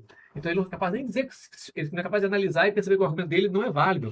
Sim, exatamente. Porque a argumentação pressupõe o seguinte, olha, eu vou tentar convencê-lo, vou apresentar um argumento válido, você vai me apresentar um argumento, e nós dois, quem sabe, chegamos a um acordo que é a síntese. Verdade. Mas não é isso que acontece. Não. Mas esse é o princípio de uma palavra que está na moda pela esquerda, narrativa. É a narrativa. É o princípio da narrativa. Mas perceba, você mencionou o parlamento. O parlamento contaminado até as entranhas. Vamos voltar agora ao parlamento. O que os parlamentares fazem? A única coisa que eles não fazem é debater. O que eles só estão fazendo lá, fazendo narrativa para contar no seu Instagram e publicar no Instagram. E então, perceba, as regras do jogo mudaram. Então, eu acredito que a gente vai mudar as regras do jogo para poder que o jogo volte a ser racional. Porque do jeito que esse jogo está aí, ele vai continuar degringolando. Ele é um jogo só de narrativas, de vender imagens, etc. Agora, a pergunta é como é que a gente constrói isso com essa tecnologia mudando a toda hora, com isso a realidade que tem aí. Mas por isso, esse é o grande medo da esquerda hoje com relação à mídia. Ela mostra, ela expõe. O cara faz a narrativa dele, o outro não, peraí. Ele tem um quarto não é isso, não. Esse é o grande medo. É o grande medo. Então, assim, e ela já descobriu que onde é que a direita está para fazer o contraponto nesse universo da comunicação, que é o quarto poder. A comunicação é o quarto poder, tá? Da rede social. É o único espaço que nós da direita temos para fazer o contraponto. E é por isso que eles querem controlar. Se ele controla a rede social, ele tem a comunicação como um todo. A TV aberta, a TV fechada, tudo que você pode imaginar. Não tem contranarrativa. Não tem contranarrativa. Fica uma fala só. Então eles criam, por exemplo, um espaço de debate, tá? De controle, né? De que só a verdade é a verdade deles. Entendeu? E o que eu falar não é verdade, não me interessa. Nem é verdade, na verdade é só a narrativa. Né? Porque a verdade ninguém tem utilizado isso. Exatamente. Sim, a narrativa. A narrativa, isso mesmo, a narrativa. Como quando a gente fazia alguma arte quando era criança, mas é verdade verdadeira? Verdade verdadeira? Tá difícil essa verdade verdadeira. Tá difícil nos dias de hoje, cada vez mais. Exatamente, cada vez mais. Eu acho que é isso. Né? Já acabou? Temos um bate-papo bacana. Quer continuar? Vamos continuar. Vamos continuar. Não, nós podemos continuar ainda. Eu por meio tempo. Você vê 2 chopps, entendeu? Isso aí. Chopp a gente não tem aqui, não. Cafézinho, o pessoal tá faltando cafezinho, tá, João? Você tinha que ter pedido um cafezinho. Eu gosto muito de conversar política, né? E conversar em temas diversos, né? É o que eu falei para você. São temas, eu tenho certeza que quem está acompanhando aqui, gosta de pensar, vai gostar do podcast, porque a gente debateu inúmeros temas diferentes, né? E com profundidade, isso é legal. Mas olha, Bruno, esse é o princípio nosso. Por isso que chama Novo Cast. Isso é legal. A gente quer deixar as pessoas que vêm aqui à vontade. Mas tem que ser à vontade. Não tem rótulo aqui, não tem nada programado. Vamos bater papo, vamos soltar. E aí eu sugiro a vocês, inclusive, além do tema central, muitas vezes a política, né? A candidatura, a história do cara e tal, né? Você trazer, aí é uma dica que eu dou para vocês, né? Você trazer coisas de um universo muito particular do cara. né? Por exemplo, né? Qual que é o hobby seu? O que você faz quando você não está estudando? Quando você não está na televisão? Quando você não está... Você é motoqueiro. Eu já sabia. Estilingue, né? Eu gosto de estilingue, né? De funda, né? Não, falei errado, hein? Falei motoqueiro. Motociclista. Motoqueiro. Motoqueiro não respeita nada. Motociclista respeita tudo, né? Então, assim, porque é curioso, né? O cara não se vê assim, né? Fala, pô, nunca vi esse cara é motociclista, nunca imaginei que era motociclista, né? Se pergunta assim, qual que é a banda de... Digo assim, tipo num ping-pong, um pinga-fogo no final, né? Qual que é a banda que você gosta, né? Uma boa dica. Qual banda que você Eu gosto muito de rock. Vou falar eu gosto muito. Esse muito... já saber, né? Porque eu vou falar consistente, motoqueiro, motociclista. Toda vez que tem rock, né? Toda vez que tem que ser. Toda vez que faz essa pergunta assim, eu lembro daquele artista, aquela cantora, Pablo, quando ela, aquela cantora, meu Deus do céu, né? Que é famosa aí e tal, né? Que ela responde assim. Eu sou muito eclética. Não, epilética. Eu sou muito epilética. Eu sou muito epilética. E fala com uma convicção, não, eu sou muito epilética, né? Sabe? Eu sou eclético, né? Assim, com relação à questão da música, né? Gosto muito do lambadão, né? Do rascado cuebano, do lambadão, acho muito legal. O jingle de campanha, né? É um lambadão, é espetacular o jingle de campanha. Vou confessar que eu já ouvi. Já ouviu? Ficou muito bom, né? Mas eu sou um fã do rock, né? E eu gosto de bandas mais antigas, né? Eu gosto de, olha só, né? Eu gosto do Iron Maiden, né? Eu gosto do Iron Maiden, né? Eu gosto do AC/DC, né? Black Sabbath, né? São bandas que eu gosto de ouvir, né? Assim, né? Tenho o maior prazer em ouvir. Heavy metal, Aí eu ouço assim, eu ouço sozinho, né? Você tá com quantos anos hoje? 57. Idade do meu irmão caçula. Gosta das mesmas coisas que você falou. Porque eu falo assim, eu até brinco, né? Sempre gostei muito de rock, né? Mas eu sei que muitas vezes as pessoas não gostam, assim, porque são sons assim diferentes, pesados, né? Por exemplo, né? Essa é uma música que eu ouço de manhã. Okay. Eu acordo. Manda pro João. Não, aqui, ó. Bota aí. Não. Imagina. Essa banda, eu nem falei aqui ainda, né? É Ozzy Osbourne. Você tem irmãos mais velhos? Tem. Nós somos... Essa música é um clássico, ó. Essa é clássica. Ó, chegou a arrepiar. Porque o rock pra mim é muito eu sou muito hiperativo, né? Muito, sabe, eu sou muito intenso. Rock progressivo. Isso aqui numa moto, menino, isso aqui é a coisa mais deliciosa que tem. O prazer que eu tenho... Quando eu tô muito entediado com alguma coisa, né, que a Sabrina percebe, eu sou hiperativo. Eu descobri que eu tenho hiperatividade com 50 anos de idade, pessoal. Sabe disso? Minha mãe levava eu quando era criança pra tomar passe, porque eu achava que eu tinha um diabo no corpo, que eu não parava. Naquela época tinha ali, o cara que dá passe, né? Vamos levar passe. Todo mês eu tomava passe, cara. O cara mandava na minha cabeça. E aí, um belo dia, eu tava, assim, muito assim, entediado, muito serviço, muita coisa e tal, né? E eu fui no psiquiatra, falei, cara, eu preciso dar um freio, eu tô meio cansado, né? Eu quero viajar, né? Tá muito trabalho, muito tal. Aí ele começou a analisar minha vida, tal, direitinho e tal, e chegou à conclusão que eu sou hiperativo, meu raciocínio é muito rápido, tudo muito rápido para mim, muito intenso, né? E hoje eu sei disso, né? Então, para mim, passa a ser mais tranquilo, né? Entender como que isso opera. E o rock, para mim, quando eu tô assim, decepcionado, muitas vezes, com alguma coisa que acontece, Marcelo, né? Eu tenho momentos meus, assim, sabe? E a Sabrina, minha esposa, né? Se Deus aparecesse para mim hoje e falasse assim, qual seria o seu último pedido, né? Eu ia dizer para assim, estar com a minha mulher, com a minha esposa, que é a pessoa mais importante da minha vida. É a base. Sabe?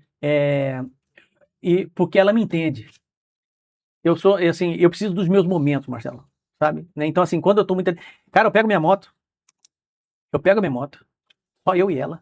Entendeu? E saio, vou no sítio Chapada sozinho, olhando a natureza, Isso para mim é como se eu estivesse reconectando com a realidade, com o mundo, os pensamentos voltam de forma ordenada, sabe? É uma coisa interessantíssima. E eu descobri esse momento para mim, sabe? Então eu tenho os meus momentos em casa, a minha salinha em casa, que é meu. Juntos há quanto tempo? 31 anos.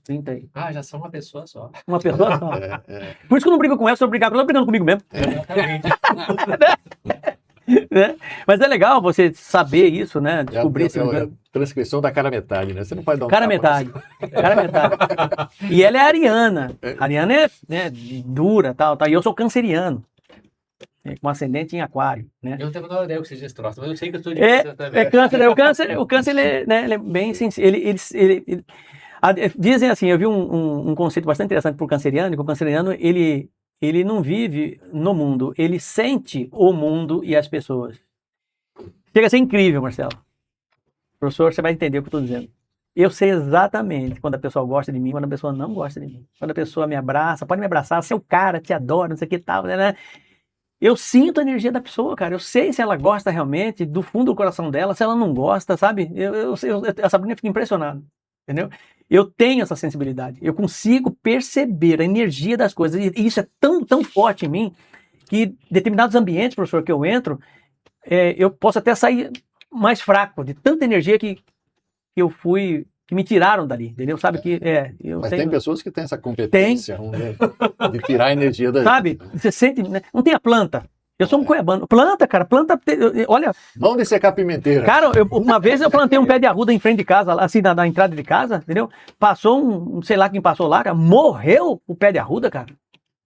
Não tinha nem uma semana que tinha plantado. O pé da arruda engoliu assim, ficou pequenininho e morreu. Não. Falei, Eu já tive essa experiência. esse era ruim, hein? Eu já vi uma pessoa matar uma pimenteira. Matar pimenteira, cara. Numa conversa de chácara, o cara, que linda aquela pimenteira. Eu quero uma. A dona falou: não, depois eu vou fazer uma muda para você e te levo. Ela deu uma bobeada e ele foi lá, então, arrancou um talinho. Aí sabe o que No final do dia, a pimenteira estava seca. Aí sabe o que eu fiz? Eu plantei outro pé de arruda e contei no lado dele um espada de São Jorge.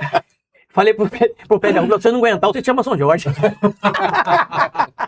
Né? Tá lá, firme e forte. Quero ver, não. E um pé de boldo também. Pé de boldo é bom você ter em casa.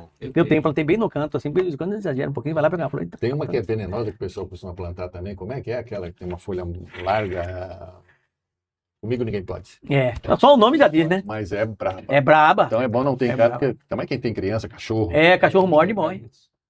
Mas comigo ninguém pode. É bom, né? É bom. O cara chega na casa do cara, já tem uma espada de São Jorge. Arruda. E comigo ninguém pode, menino do céu. O cara pensa de 3 vezes antes de entrar. Deus o livre, esse cara aqui tá bem benzido, protegido. Né? Mas eu acho que nós vamos ter que parar, porque a gente tem um dia para acabar. Nossa festa aqui acaba mais tarde. Não sei se... Antes de encerrar, Marcelo, tem mais alguma pergunta a fazer? Não, eu conheço o Haroldo de nome há muito tempo, mas pessoalmente já há um bom tempo também. Conheço o pai dele, trabalhei na época que o pai dele trabalhava, vivemos... Porque você é arquiteto, né? Sou engenheiro. Meu pai é engenheiro também. Então, o meu arquiteto é meu irmão. Eu me lembro dele muito bem na Coab, lembro dele da época de... Eu era levado, cara. Então eu conheço... Você era conhecido de criança? Demais, desde criança. Sempre foi assim. E foi um prazer enorme receber o Haroldo aqui no partido. Prazer é todo meu. Muito bem indicado por meu irmão, que é um amigo particular dele. Meu eleitor. E conhecido, quem não conhece o Haroldo? Quem não conhece o Haroldo? Então, Haroldo, você, o que faltou a gente perguntar? O que seria importante você dizer para os nossos telespectadores, para o pessoal, nossos ouvintes, o que você acha que é importante e que você gostaria de deixar o último recado? Eu acho que a entrevista foi bastante ampla e foi bastante interessante, porque nós tocamos em vários temas, né? Talvez seria interessante nós aprofundássemos um pouquinho mais na questão do agro no estado, né? Que é uma área extremamente importante, o setor produtivo, né? E que, infelizmente, vem sendo injustiçado em nosso estado, no meu entendimento, né? Você tem áreas importantes no estado aí que estão avançando as áreas de preservação e levando, por exemplo, a comunidades grandes, né? Como, por exemplo, o distrito de Guariba, onde eu estive presente, que é algo triste de você ver. Na época há 20, 30 anos atrás, foram convidados a irem para lá, foram dados terras para lá, a antiga Codemate, né? Codemate deu área para eles, né? E eles conseguiram produzir lá, só que a área de preservação era de 30 e poucos %. Isso passou para 70 e poucos %, 90 e poucos %, mais de 100% da área hoje, os caras estão desesperados. Sabe? Como é que eles fazem? Então, assim, o que me deixa incomodado, e eu fico muito triste, eu vou lutar para dar uma solução para isso, inclusive junto ao Ministério Público, né? Eu fui para uma audiência pública lá, Carlos, né? Você vê um senhor de 80 anos de idade dizendo o seguinte: olha, eu não tenho mais sentido a minha vida. O cara com pretensões ao suicídio, entendeu? Porque ele tomou uma multa de R$2 milhões, porque ele tinha lá na sala da casa dele, numa casinha de adobe, entendeu? Um chifre de veado pendurado lá que ele achou no chão. O Ibama foi lá e deu uma multa para ele de R$2 milhões. Entendeu?